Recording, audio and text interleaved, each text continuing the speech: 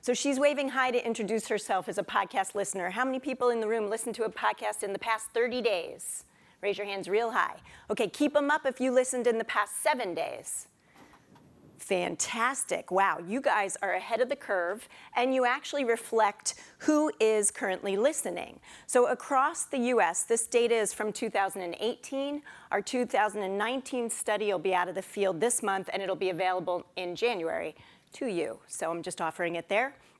So in 2018, 23% of the US, which is 58 million people, were past 30 days. And they actually look like America. It's a broad age range.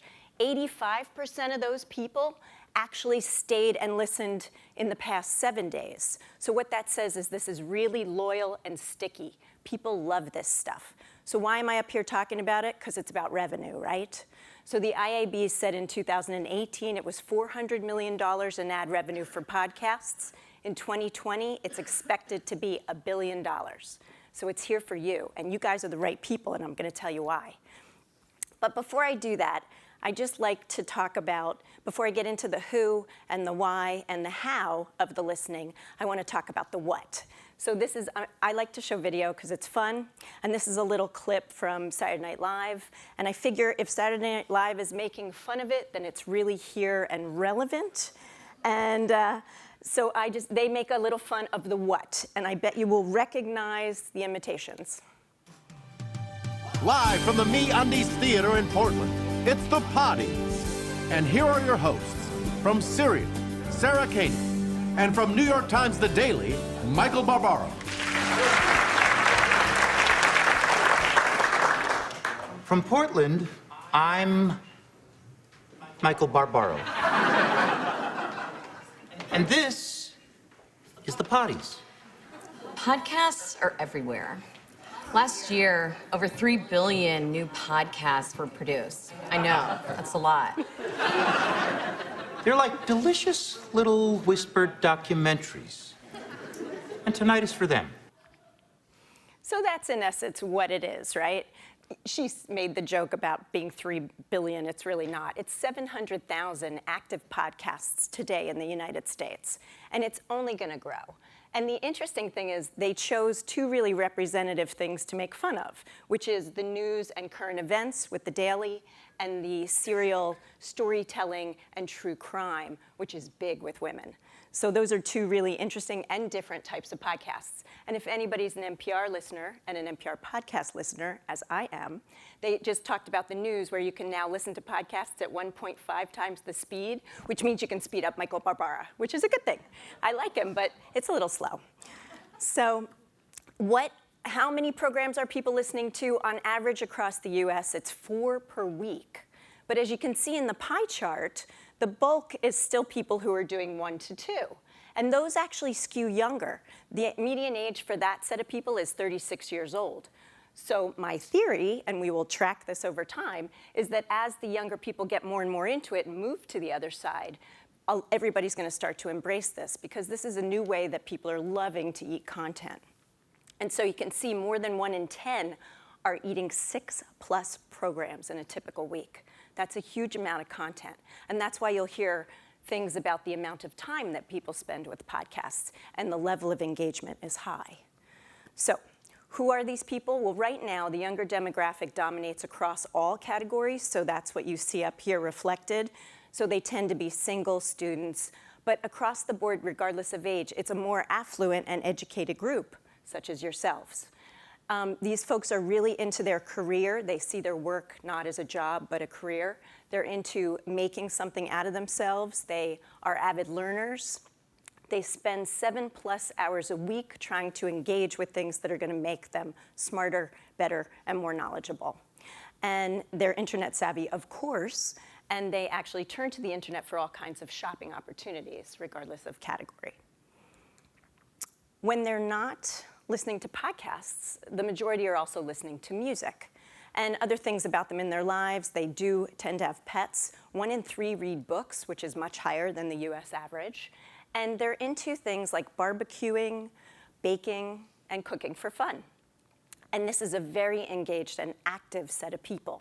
So they're doing things at more than 80% of the total US. They're doing things like signing petitions, fundraising for organizations, attending meetings, and even writing letters to politicians. So they're definitely involved in caring. Now, this is the good part for you guys. These podcast listeners love print. They're heavy into magazines. And the categories there are the general editorial, the home, and the news and entertainment weeklies. But it runs the gamut depending on which type of podcast you're looking at. They're also in the highest quintile for radio, internet, and being exposed to outdoor.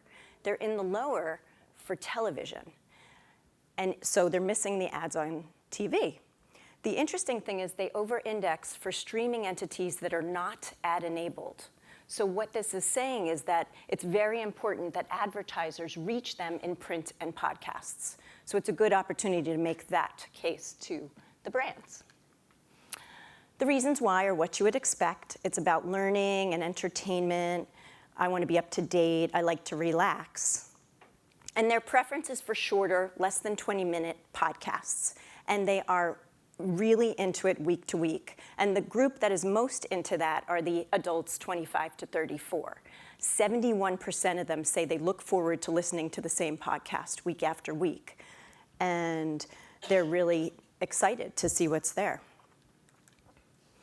They also recruit people to listen to more. 66% of them say that they recommend podcasts to their friends and family.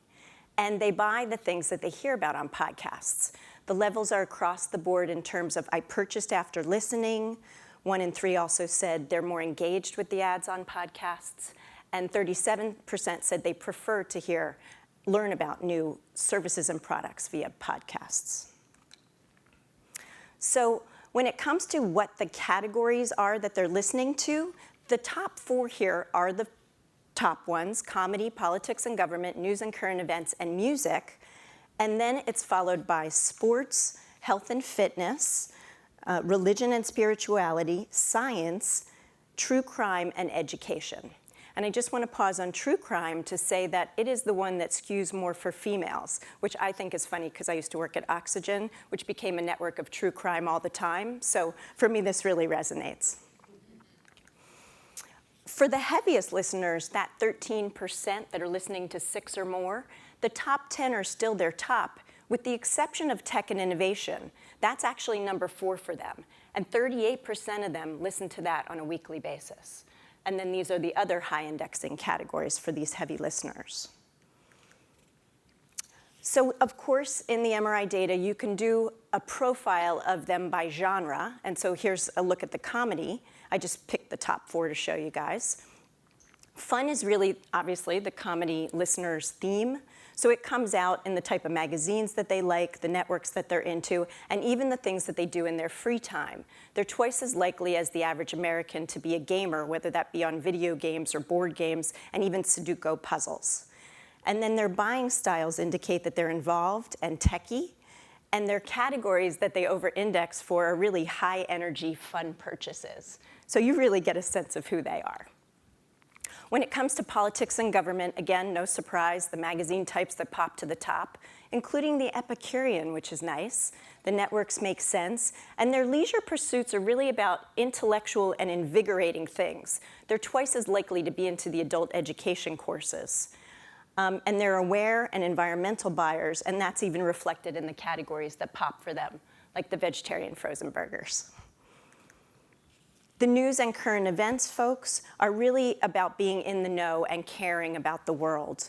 They have a little bit of FOMO. They don't want to be left out, and they like to be price comparison shoppers. My favorite thing on here, though, is that they're twice as likely as the rest of the US to picnic as one of their leisure activities. The music makes a lot of sense. They're creative, communicative, and cred-seeking. So they really care about the fact that their purchases should reflect well on them and that they seek the approval of others for what they buy. But they're also the first to try new products. And so in terms of where they're listening, it's the places you would expect. The number 1 place is in home. But then in transit includes 55% who listen while walking, 17% 55% in a car, 17% while walking, and 10% in other transit, like those of us who take the subways and trains, followed by work and the gym. So that's kind of it for who the American podcaster is. But the most important thing I want to say to you guys is we plan to blow this out and do even more with podcasts in 2020. So I'd like to know what you'd like us to ask about, because we have that opportunity and we want to serve your needs. So if you have questions on this or questions for the future, please come and talk to me.